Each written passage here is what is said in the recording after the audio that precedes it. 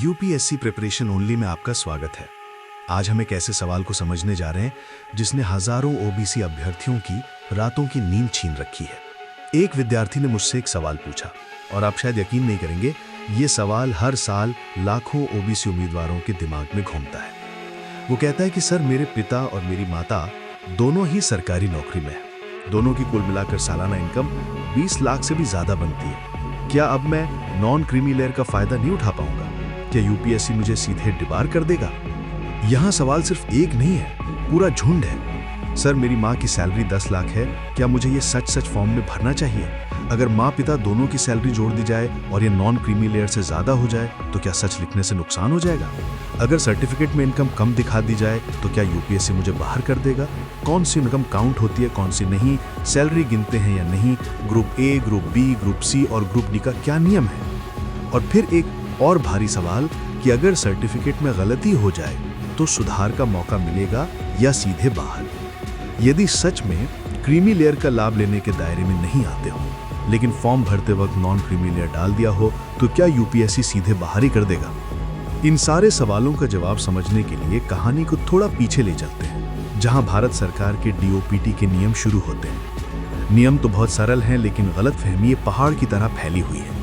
नियम कहता है कि किसी भी सरकारी कर्मचारी की सैलरी चाहे 5 लाख हो, 10 लाख हो या 30 lakh, OBC non creamy layer की इनकम में गिनी ही नहीं जाती है। हाँ, आपने बिल्कुल सही सुना, सैलरी मैटर ही नहीं करती।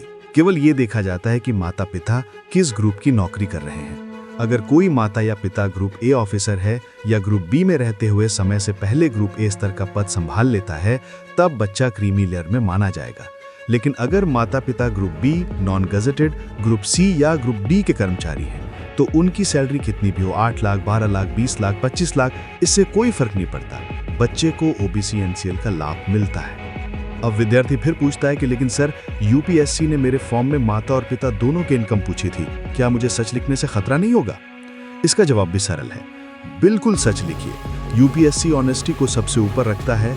इनकम छुपाने से नुकसान होगा, सच लिखने से नहीं, क्योंकि सैलरी को वैसे भी क्रीमी लेयर में जोड़ा ही नहीं जाता है। अगर आप सैलरी हाइड करते हैं और वेरिफिकेशन में मिसमैच मिलता है तो एनसीएल क्लेम कैंसिल हो सकता है और आपको सीधे जनरल में शिफ्ट कर दिया जाएगा।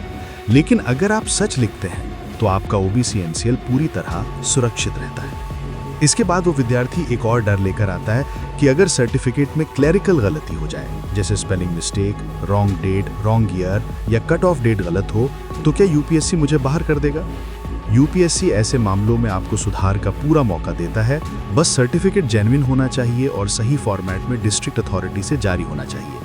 वहीं एक और विद्यार्थी पूछता है कि अगर सर्टिफिकेट में इनकम कम दिखा दी गई हो जबकि रियल इनकम ज्यादा है, तो क्या यूपीएससी मुझे एग्जाम से ही बाहर कर देगा?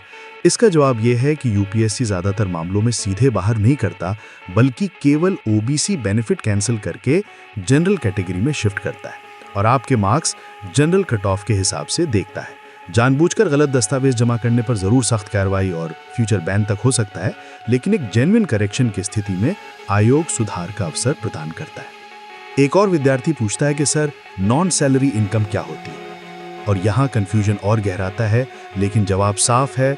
दुकान, business, rental income, commission, interest, property income, यानी जो इनकम सैलरी या पेंशन नहीं है, वही क्रीमी लेयर में गिनी जाती है। अगर ये नॉन सैलरी इनकम 8 लाख से ऊपर हो तभी समस्या होती है। सैलरी और पेंशन को कभी नहीं गिना जाता है। तो फाइनल निष्कर्ष क्या हुआ? अगर मेरे माता पिता दोनों सरकारी नौकरी में हैं और कुल इनकम 50 लाख से ज्यादा है, तो भी क्या मैं ओबीसी एनसीएल ले सकता हूं? और यहाँ इसका जवाब बिल्कुल साफ और स्पष्ट है, हाँ बिल्कुल। जब तक माता पिता ग्रुप ए अधिकारी नहीं है, आपकी एनसीएल एलिजिबिलिटी 100% सुरक्षित है। गवर्नमेंट सैलरी चाहे 10 लाख हो, 15 लाख हो, 20 लाख, 30 लाख या 50 लाख, उससे कोई फर्क नहीं पड़ता। अंत में यूपीएससी प्रिपरेशन ओनली सभी ओबीसी विद्यार्थियों से एक ही बात कहता है कि आप इनकम के डर में मत उलझिए, नियम समझिए और साफ साफ फॉर्म भरिए, सच लिखिए, भ्रम मत पालिए। यूपीएससी में आपकी जर्नी मेरिट पर तय होती है, न कि गलतफहमी पर। और अगर आपको ऐसा कोई डाउट फिर से आए तो याद रखिए, सैलरी कभी एनसीएल में काउंट नहीं होती, लेकिन आपकी ऑनेस्टी हमेशा काउंट होती है। चैनल को सब्सक्राइब करिए, लाइक और शेयर करिए ताकि ये महत्वपूर्ण जानकारी हर ओबीसी विद्यार्थी तक पहुंच सके।